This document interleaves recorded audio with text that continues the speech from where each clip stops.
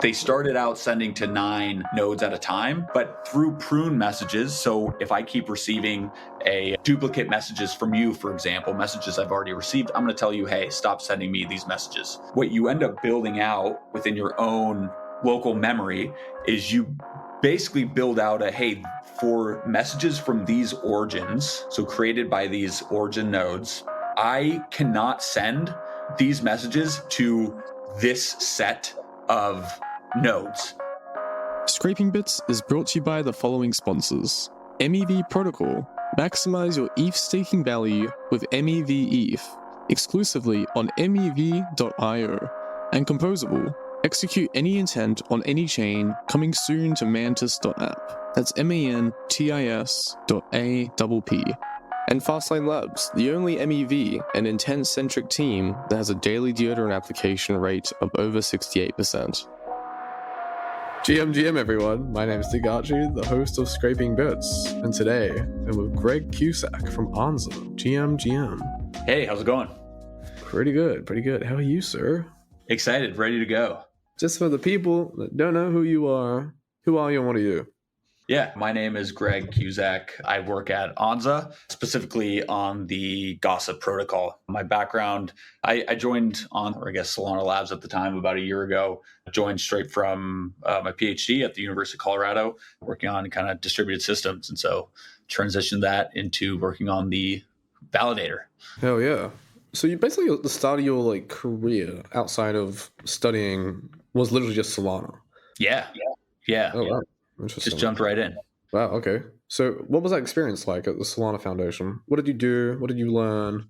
Yeah, so to clarify a little bit, I worked for Solana Labs, and which then spun out Anza in December. Wow. So it's like different things. Yeah, so the foundation, I mean, I don't need to get into all the details of the organization, but the foundation is more looking at ecosystems and trying to grow the ecosystem. And then Solana Labs kind of has the product teams, and it had the core developers, which the core developers, working on the actual, at the time, the Solana Labs client, now spun out to Anza. And so now Anza has the Agave client for the Solana blockchain. I started out actually interning for Solana Labs summer 2022, the summer before I graduated, and then kind of transitioned to full-time last April. I've learned a lot. It's been, as you said, kind of like the first, real job outside of school. And so, learning kind of all the ins and outs of the tech world, I guess, from maintaining a code base to, working with a bigger team. 100%. And since you have a background in distributed systems, what do you think Solana is in your experience? Do you think it's quite good? Has a lot of improvements to do? If so, what parts? I think the answer to both of those are yes. I do think Solana, the blockchain has been very good, and we have seen high performance in terms of transactions per second, things like that. But also there is a ton of improvement that needs to be done. This is not a completed project or a blockchain at all. There is a ton of improvement that needs to be made, and I can really only speak to kind of the Gossip side of things. But as the Gossip protocol is inherently non-scalable, but a hard to scale system. And so the biggest thing, at least because it's as the number of validators that get added to the network increases, the amount of traffic, the complexities n squared. So as you add more validators, you basically overload the network more and more. So the network demand becomes pretty high. And so we need to figure out a way moving forward. How do we, as we add more validators, or as people add more validators, how do we deal within the network limitations? Right. So okay, we should step back one time. Well, what actually is Gossip? Let's define that first before we go into it. Yeah, good point. Yeah, so Gossip is, it's really just an algorithm to send information to other nodes or validators in this context. So basically, if you can kind of think of it as you're back in middle school or whatever, and someone has like a rumor that's going around, Right. John hooked up with, I don't know, Stacy or whatever. My And God. yeah. And so how does that information propagate? It's not just one person talking to another person, talking to Right. another person all in one line, right? It kind of spreads from 1 to 6 people, and each of those people tell 6 more people. And so it's a way to spread information in a network efficiently, basically. Right. How can you get that rumor of Stacy being kissed out there quick as possible? Exactly. Okay, Yep. interesting. What is the solution right now for spreading that rumor? Yeah, that's a great question. Yeah, so that is the I don't know, the $1 million question here is how do we do that efficiently? And there are kind of like 4 like key things to think about when building a gossip protocol. And so the Solana gossip protocol is built off of what are called plum trees. And plum What are trees, these? yes. So plum trees are it's just a way to send information in a network, right? In a distributed network where we have a bunch of different nodes. And so the 4 things to pay attention to are, reliability and kind of coverage. So if I send a message out how many people in the network actually receive that message? So say there are, 100 validators, for example, and I send out a message, if 90% or if 90 of those 100 validators receive that message, that coverage is 90%, right? And you want to have the coverage as high as possible. The second thing is this idea of it's called like relative message redundancy, and it measures the overhead of the network. So the number of extra messages that are sent out in the network, right? So if I tell you, John kissed Stacy, and then you tell Bob John kissed Stacy, but I also already told Bob that John kissed Stacy. Well, that's you front ran me. yeah, exactly.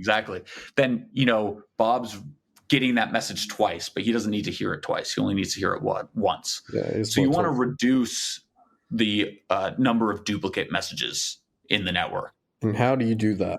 Let's go broad and then we'll go in depth. So the third is basically it's almost like network latency, or it's called last delivery hop or last hop delivery.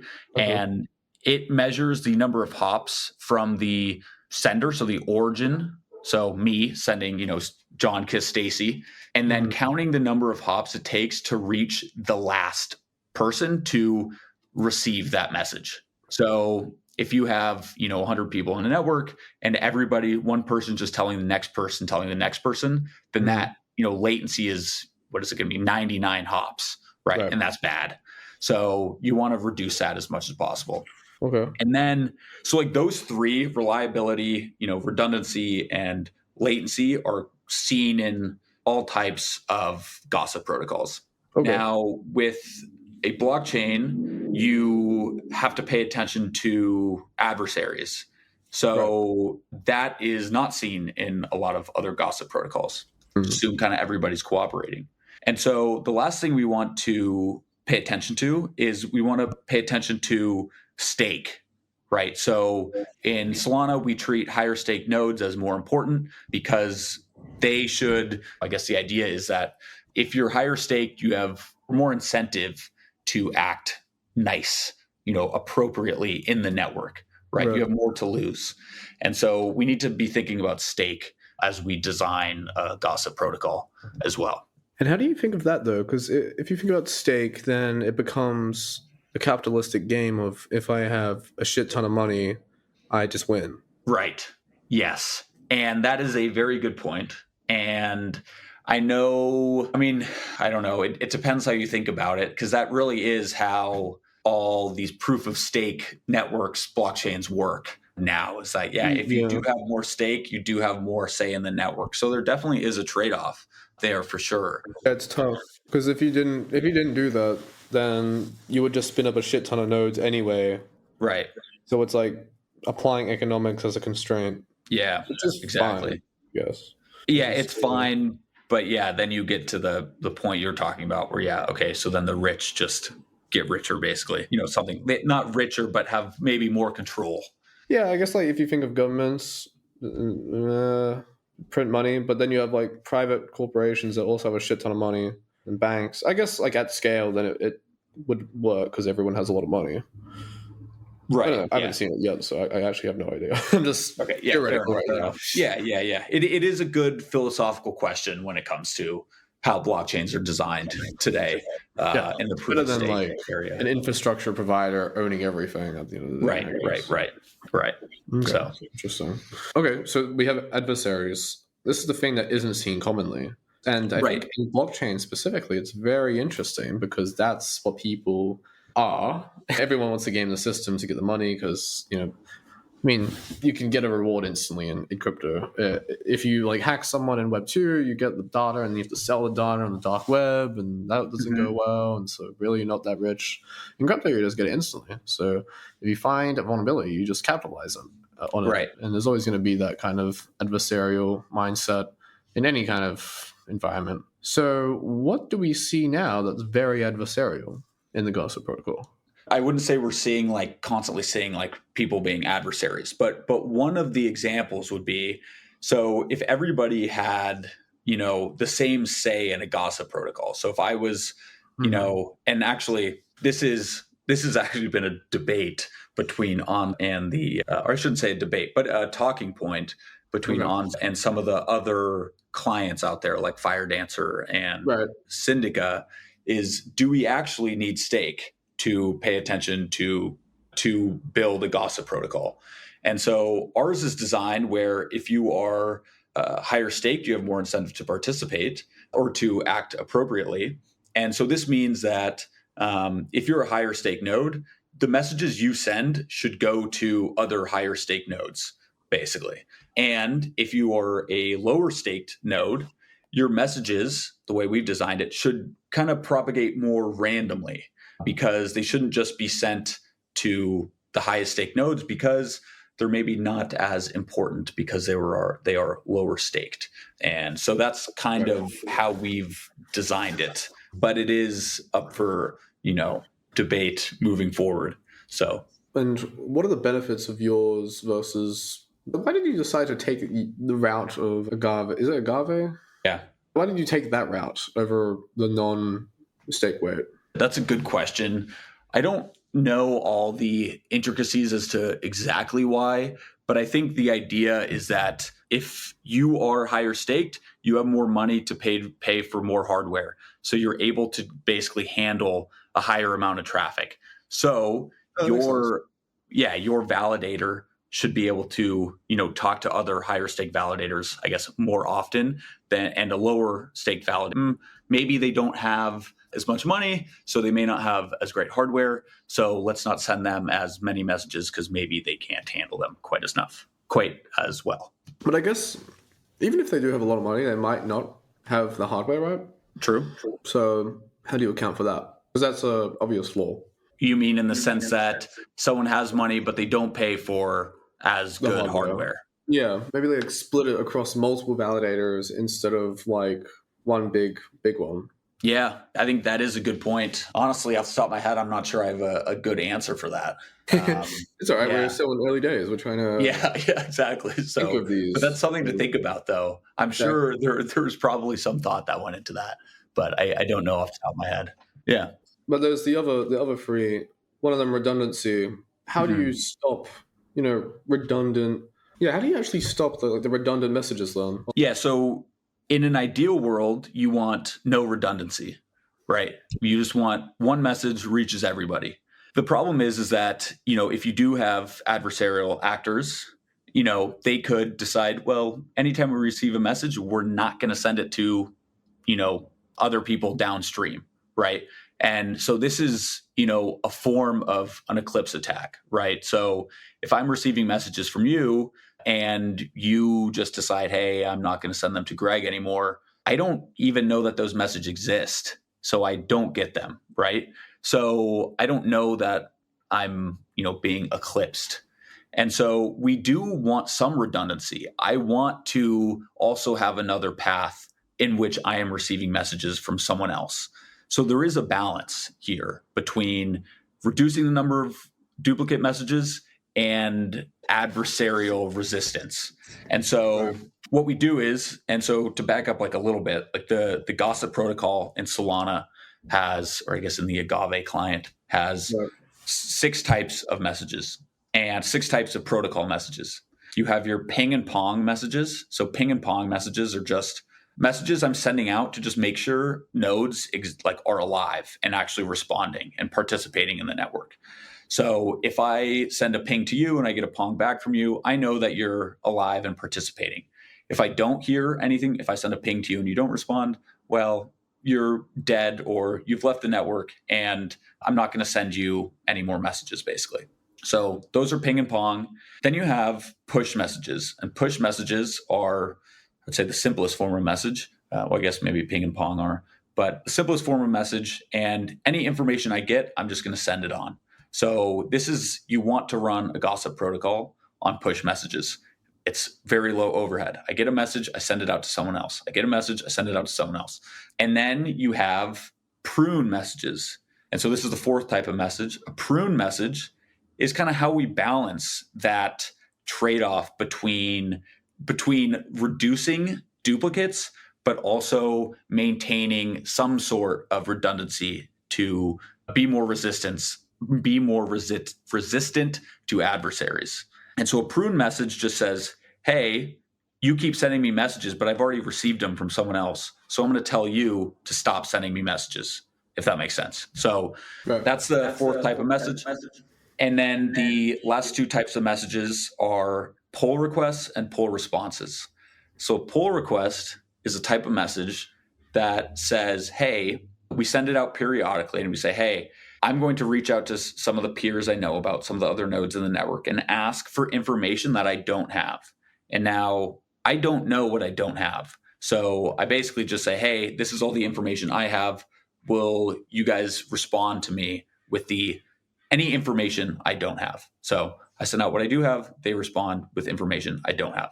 That's a pull request. And the response on that, so sending back, hey, this is the information you don't have, is a 6th type of message, which is a pull response. And so those are the 6 message types. And as I mentioned, pruning is really the core part of kind of the balance between, high coverage, but also reducing redundancy and increasing kind of adversarial resistance as well. Is there a way to do push messages without actually sending it to everyone? Yep. Yeah. Maybe just sending to one that sends to another, and to reduce redundancy, you can just mark them as but I guess if there's 2,000 validators or something, a marking system, but that would just be like a mutex lock, and that wouldn't be too good. What are the challenges you face actually when working with redundancy with these push messages? Yeah. So you can kind of think about it like there are 2 extremes, or there are 2 extremes in which you can design a gossip protocol with push messages, right? You have the one extreme where any message I have, I'm going to send to everybody. And so any message I create, I'm going to send it to everybody in the network. So I send 2,000, if we're talking about the Solana blockchain, we have about 2,000 validators. So I send out 2,000 messages every time I have a message. But that means also you're going to do that too. And all 2,000 people are sending to everybody every single time. So that's, everybody's going to get the messages, but the network overhead is insane. The processing is going to be insane. And so that's one extreme, many to many or one to many. And then the other extreme is, I'm just going to send to one person and you're going to send to the next person. And basically just send to one person over and over and over again, all the way down. And so the goal with push messages is we want to find a certain number of messages or certain number of peers to send to at a time. And so in the Solana protocol, we send to a maximum of 9 other nodes at a time. So anytime we receive a push message or we create a message that we want to send, we are going to push it out and send it to a maximum of 9 nodes that we know about. Are the 9 predetermined or random? No, good question. So they are, the actual selection of the 9 is a whole process in itself, but it's stake weighted basically. So it's based off of my stake as the person who has received, as the node who has received this message. And it's also based off of the stake of the origin of the message that we received. And so the origin The origin is the node that actually created the message originally. So if Bob sends you a message and then you send it to me, I don't necessarily care about your stake sending to me for a push message. I care about Bob's stake who created that message. Right. And if it's a higher staked message, then I want to propagate that to higher stake nodes. If it's a lower stake message, I want to propagate that more randomly, is how it's, we've designed it. Yeah. And so that set of nodes we're pushing to is also rotating. So, at one point we're going to send to 9 nodes, and then the next, every 7.5 seconds, we actually rotate which nodes we're sending to as well. So but if they're all high stake weight, wouldn't it always be the top 9 then? It's not an exact, it's a probabilistic distribution. So it's not guaranteed that you're sending to the 9 highest stake nodes.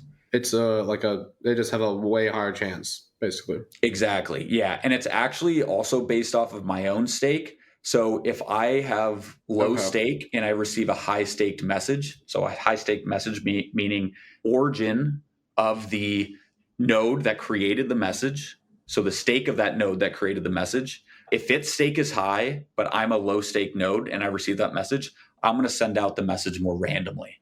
If I'm a high stake node and I receive a high stake message, I'm going to send that out to higher stake nodes. And what does the message contain?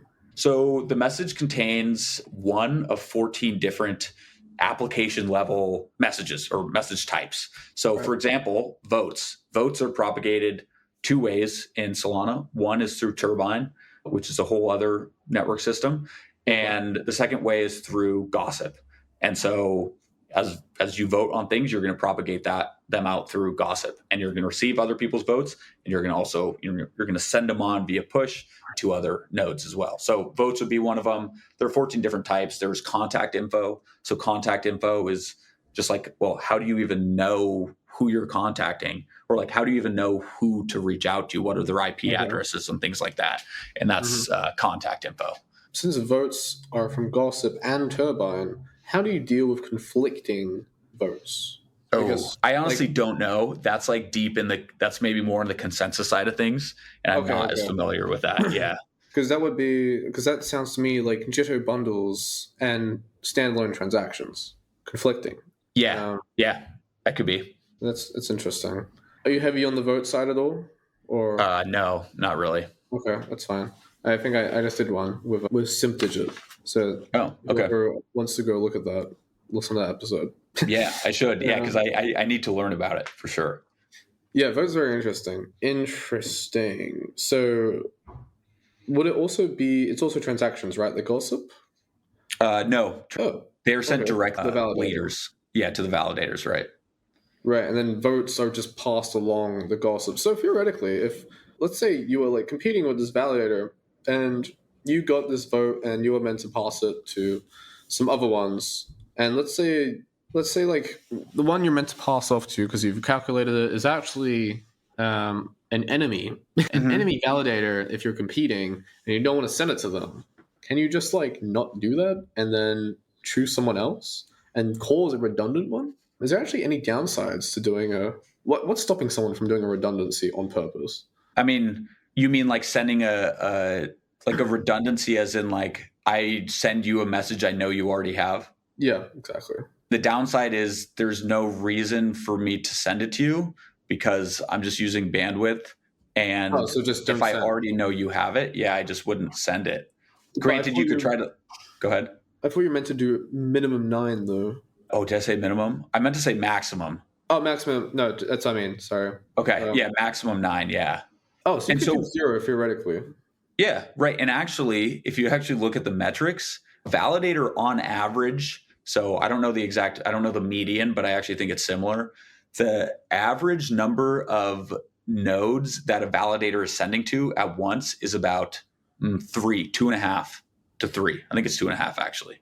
So they started out sending to 9 nodes at a time, but through prune messages. So if I keep receiving a duplicate messages from you, for example, messages I've already received, I'm going to tell you, hey, stop sending me these messages.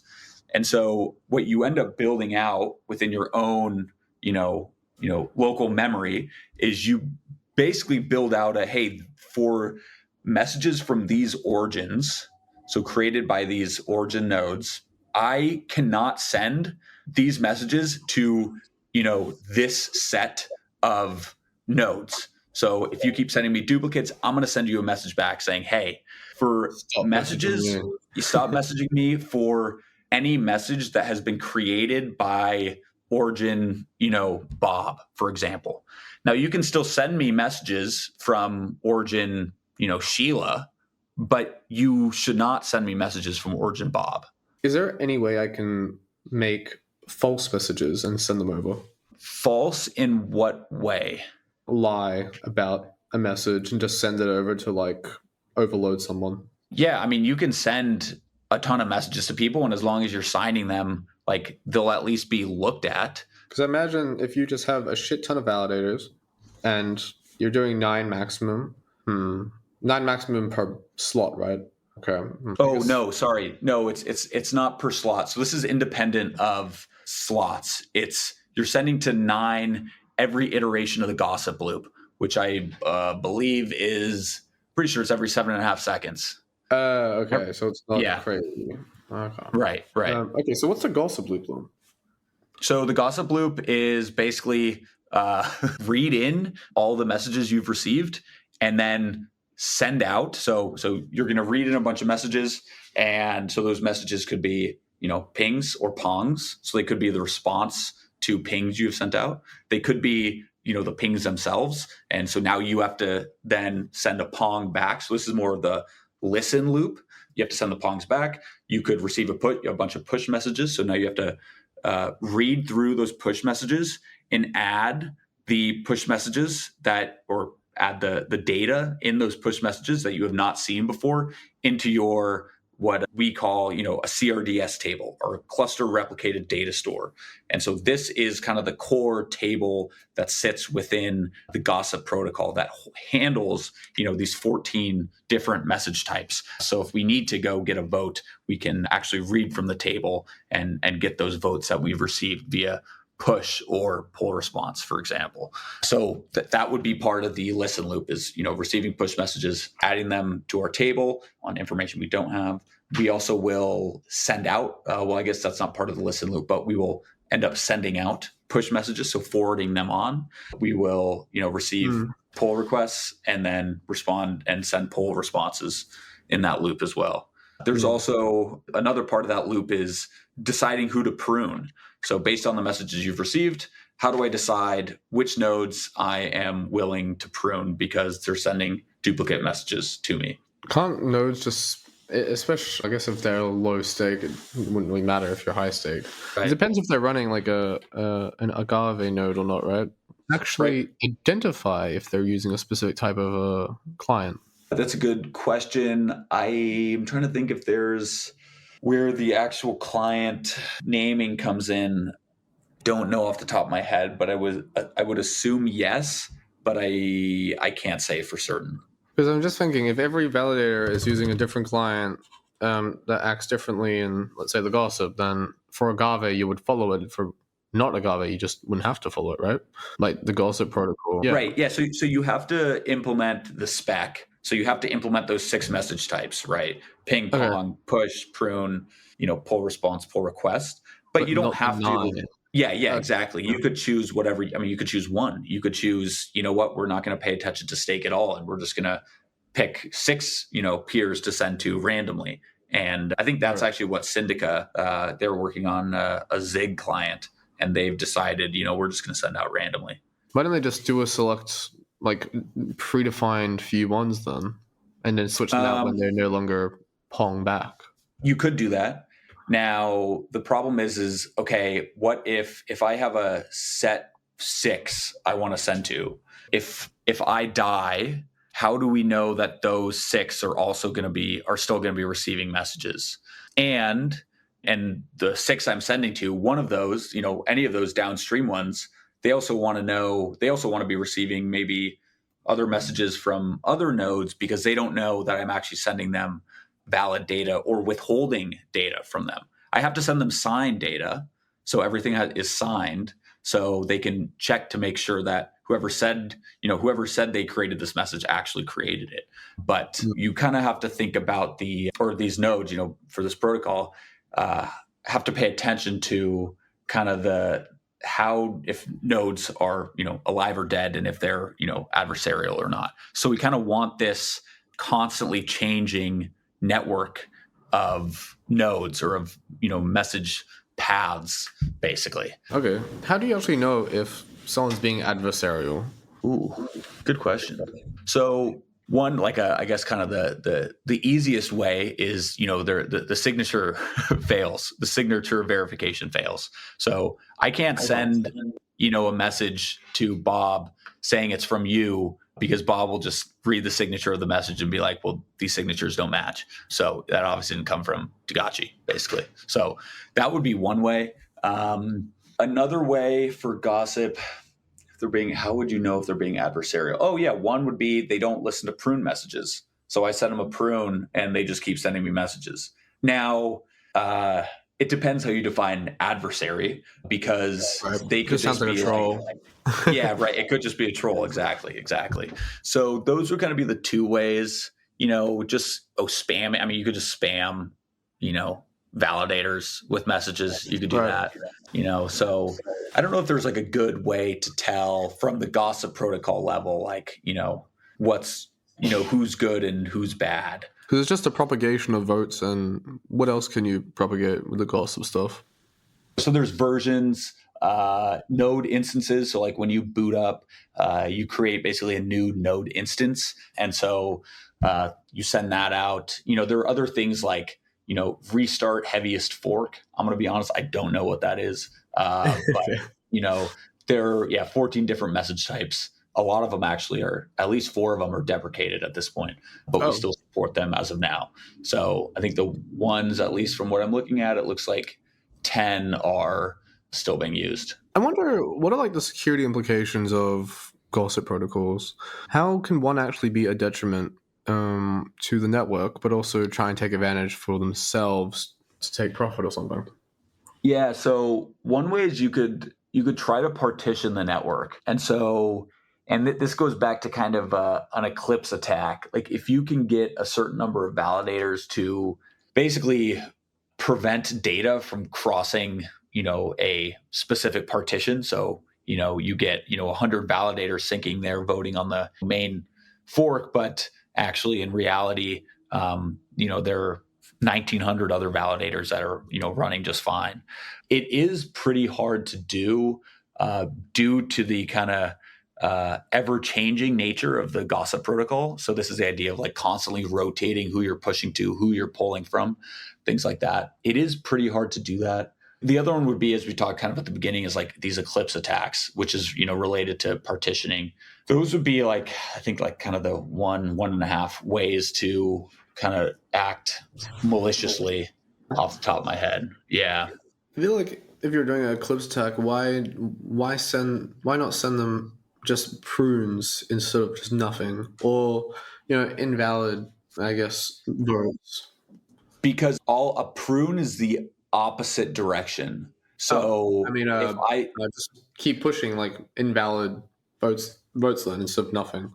Yeah, I mean, well, you can't quite do that. Well, I mean, you can, but you can't send an invalid vote unless it's just from you. So you can send an invalid vote to me and I'll be like, oh, Tagachi's voted on, this fork for this slot, this block or whatever. But you can't create votes from Bob and try to pass them off as Bob's, because I'll basically, do signature verification on that actual vote, and I'll realize, Bob didn't create that. And then as a result of that, would you just cut me off? I don't believe there's any implementation where if I see that you're sending me a bunch of bad data that I cut you off. Yeah, But I think it would have to be a custom one, right? Otherwise, the automation of that would be quite difficult if it's randomly Right. rotated. Right. Exactly. Granted, since you run your own code, you decide what actually gets run. So, you can modify the code however you want to just, send me as much data as possible. And so Exactly. that's, yeah, Because that's I guess one way. if there's no like disincentivization, then I could realistically just spam everyone and send them invalid data all the time, and I'm not getting punished. That's true. That's high cost to you, but yeah. I guess what's the benefit of that though? At the end of the day, if it's 7 seconds, every 7 seconds. Yeah. Well, every 7 seconds, that's also an implementation detail. So you could change that, right? You could send it like every. Oh, I could straight up Yeah. do every millisecond. Right. Yeah. Okay. And then what would the benefit of that be? Just them having to compute it. Yeah, I guess you just basically compute. You also you're creating your own data. So yeah, you also, if you're low staked, so yes, I'd have to process the data, but as soon as my table fills up, I'm basically just dropping your data if you're low staked. So I talked about this like cluster replicated data store CRDS table that we have, which basically holds a bunch of information, all these different message types and who we've received them from and things like that. Yeah. But there's a limit to that. And so once we hit the, maximum size of the table, we start basically getting rid of the lowest stake messages. So if you're low staked, then you're going to be the first to get your information pruned, or I shouldn't say Okay, pruned. so what if I just send so much information that it fills up the thing and no one else can send it, and you're still going to prune all of mine, which is then just the whole thing, the whole table? Right. Yes. That's a good question because I wonder, actually, that's a good question. What I don't know off the top of my head is if the table size, if there's a maximum size for an individual. So there is a maximum size for a total table. Multiple low stake validators and just do that. And then screw up their entire network. Seems like a fun thing to do. Good meme. Yeah, you may be able to do that. I don't know off the top of my head if there's any. Yeah. Well, you would only be affecting that validator because if you're lower stake, then I would forward them, but it'd be more random. So it'd be really hard to like get that amplification level high enough. Again, we can customize it where it's not random and we can predefine the highest valid and we can just span them, first of all. Right? Correct. But they're going to, yes, like you could do that. It's going to cost you money to do it. And it's like, what is the incentive? I guess, yeah, you could try to take down the network. But the highest stake validators are then just going to propagate those messages, randomly. So they're going to get distributed pretty evenly across the network. But if they're false signing ones, and I'm spinning up and down new validators, different IPs each time, and every new validator is spamming them so the table's full. And if there's an individual cap, then we have like multiple validators, right? We spin up and down different IPs. It just keeps on going. We fill up the table's full, and now the network's kind of wrecked. It's like DDoS, basically. That may be possible. Yeah. You heard it here, folks. If you do a bug bounty, I want royalties. Yeah, I have to think about that one. I think it is possible. I guess the cost of it is probably pretty high. I should look into that actually. Would it be high? Because if there's 2,000 validators, how much is a validator run? Like I just spoke to someone that was like running it for fairly cheap, actually. I guess it depends on the benefit. But what is the benefit of doing that? DDoS the network. But what else? Yeah, I don't know if you could DDoS a network. You could maybe DDoS a couple nodes, but if the nodes are like the biggest validators on Solana. Yeah, I mean, what's the like 33% threshold? How many validators is that? I don't know off the top of my head, but yeah, you could. But there's like, what's the financial gain at that point? But what are future developments going into the Gossip protocol? What things are there to consider? What's stuff to optimize for? Good question. So there are kind of two things I can think of, or maybe three things, but one of them is, how do we, like the network overhead is pretty high in Gossip. And as we add more validators, it just keeps increasing more and more. Cool. So we are looking at basically the redundancy of the network. So like actually, we know we have some built-in redundancy, but we don't know what that is right now. We've done some tests to get an idea, but we don't know, we don't have exact numbers. So one thought is, well, how can we actually reduce? First, we have to get the data, and then we have to figure out how can we actually reduce the number of redundancy or redundant messages while also thinking about, making sure we're being resilient or resistant to malicious nodes, basically. So that's one of them. The other one, which is maybe a little farther off, but something we're thinking about now is, as we grow, as you may have been able to tell, like the biggest concern is scale. Like, how do we scale gossip? They don't typically scale very well. So the other one is, this idea, I think, Ethereum implements something similar to this, but this idea of subcommit. So this also ties into consensus as well. And I really can't speak to the consensus side of it, but, for a certain slot, instead of all 1,800 or 2,000, validators voting on that specific slot, you have maybe 200 validators voting for that slot. And, it's the same way, leader schedules pre-computed, a couple of epochs before. You would have committees pre-computed, at some point before. So now when you're propagating votes and things like that, you don't need to propagate them to all 2,000 nodes. You just need to propagate them to 200 nodes for that slot, right? And because votes, votes are a huge, I think like 30% of the gossip overhead is votes. Yeah. So yeah, messages. Yeah, thanks. So that's another aspect another area we're looking into. That's more, that's obviously like a little more in depth and deals with a couple other components. But those are kind of the two big ones right now. We have, we talked about, okay, we send to 9 different nodes at a time. We're trying to get more information on how nodes actually, or how messages propagate in terms of like how well they propagate. And so trying to build another thing that's on the horizon is like, okay, can we build a better simulation of the gossip network so we can test these changes quickly and, get, good ideas of how they're going to perform, because it is, it's a large distributed system and they fail for weird ways. And, so we need to figure out like, okay, what's actually failing and why. And we need to do that, in some test, scenario as well. So working on building something out like that. Interesting. Where do you actually see the future of gossip going, and Solana in general, both MEV and just general popularity and whatnot?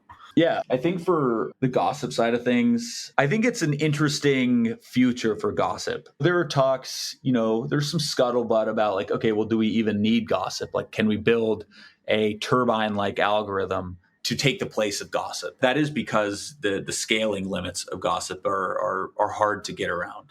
Not impossible, we don't think, but they're harder. It requires some thinking.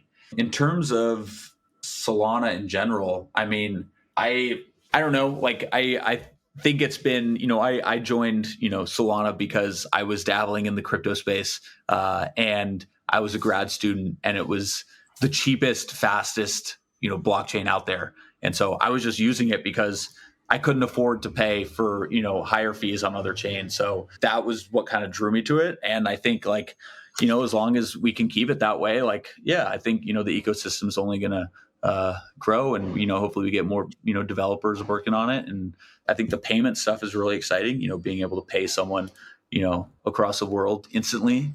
Yeah, it's pretty cool. It was pretty cool. Definitely. I really enjoy actually reading the Validator. It's quite an interesting code base. Very big, but interesting. Yeah, it is. Yeah. It takes a while. I'm working through other parts of it now, trying to learn. So yeah, consensus being 100%. One of them. Yeah, consensus I'm super interested in as well. Let me know when you get into that, or if you know anyone. Yeah, we'll do. Super into consensus and how that can relate to gossip and everything else. Consensus is quite interesting. Isn't that like the proof of history? Yeah, proof of history. Yep. Yeah. Got you. Yeah, very interesting. Pretty cool. Yeah. It's like kind of like I don't know. When I first read about it, I was like, damn, it's like pretty cool to think about this and to have it work. I was like, yeah, that was sweet. Oh. Yeah, for sure. Very interesting. Where do you want to see yourself in the next year then? computing systems and you're actually doing it full time. So what do you want to see yourself end up in a year? That's a good question. I'd love to see myself still at Anza. I've really loved working for them and working with everybody. Everybody's been awesome. But yeah, like I really want to kind of dive into this, subcommittee aspect of gossip. Like this is a really hard problem and it's going to require like coordination among multiple teams. And so I think like, diving into that and really, figuring out a way we can get this to work so we can scale it would be, I'd love to, be an integral part of that. And so we're working on that, and hopefully we get some good results. And if as an ecosystem, we decide, hey, gossip doesn't need to exist, then then we'll go work on something else, and we'll figure out the replacement for it. So yeah. Hell yeah. Well, man, I'm super excited to see how fast the rumor of Stacy getting kissed can be. Yeah. Right. Yeah. And once I hear the rumor, I'll come back. And yeah. Perfect. I'll come back to the original. Yeah. Yeah. And that's true. That's like really the best way to think about it. It's like it literally is just like normal gossip, and how do you do it efficiently? So yeah. Just go into some like schools if you're in school and go do some drama and test and prod there. right. Test and prod and observe them and build an algo, and then there you go. Yeah, exactly. This was based off my school cohort. I love it. But Greg, man, it's been a pleasure chatting. I've learned a lot from this chat of the gossip, and hopefully some people will gossip about this episode. So yeah, hope so. Yeah, I appreciate your time. It's been great chatting. Of course. It's a pleasure's all mine. Until next time, GN.